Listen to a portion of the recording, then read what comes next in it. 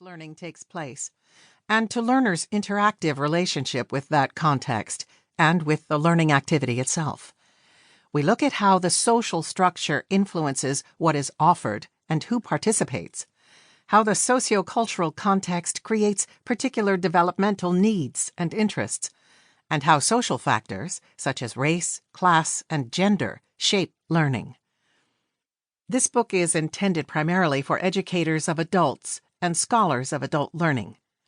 We have organized the material so that it will make sense to listeners who are new to adult education, and at the same time will challenge those who are already familiar with the knowledge base of the field.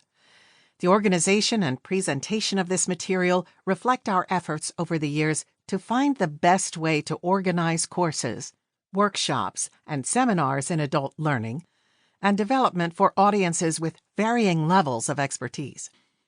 We have endeavored to put together a book that is at once thorough and up-to-date in its coverage.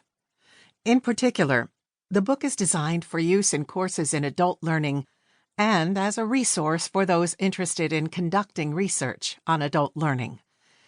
In addition to those associated with the field of adult education itself, however, those in counseling, health, social work, human resource development, administration, and instructional technology, and in such institutions as libraries, places of worship, museums, business and industry, and higher education, often deal on a daily basis with adult learners.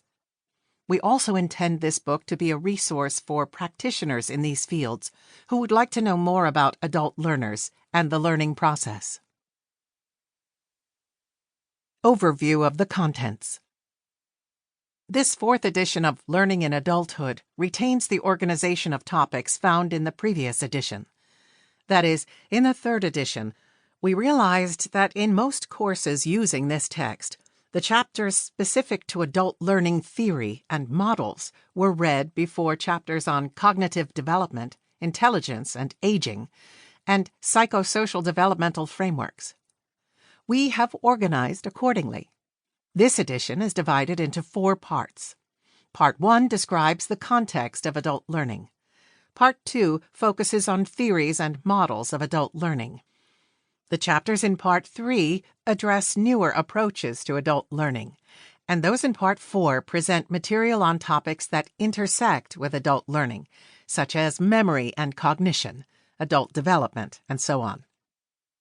The chapters in Part 1, Adult Learning in Contemporary Society, center on the context of adult learning. Chapter 1 sets the sociocultural context for adult learning in North America. In it, we discuss 3 forces, demographics, globalization, and technology, that have shaped adult learning today. It is important to understand how the interaction of those 3 factors has led to changes in both what adults want to learn and the learning opportunities provided for them.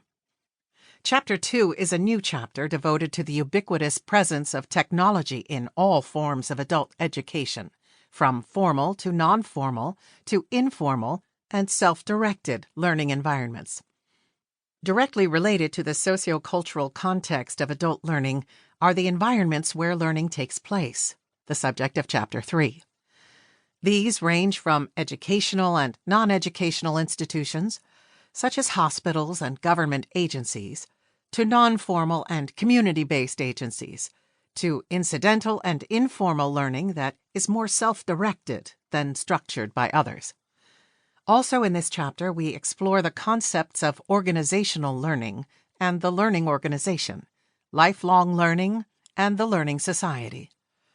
The 4th chapter in Part 1 summarizes the literature on who participates in primarily formal adult learning activities, why people participate, and what they choose to learn. We also take a critical look at key questions of access and opportunity, and examine the gaps between the rhetoric and the reality in the provision of formal and non-formal learning activities in our society. Part 2, Adult Learning Theory, builds on foundational material in adult learning, material that is at the heart of our field of adult education. The topics covered in these chapters represent the field's efforts in distinguishing itself from the education of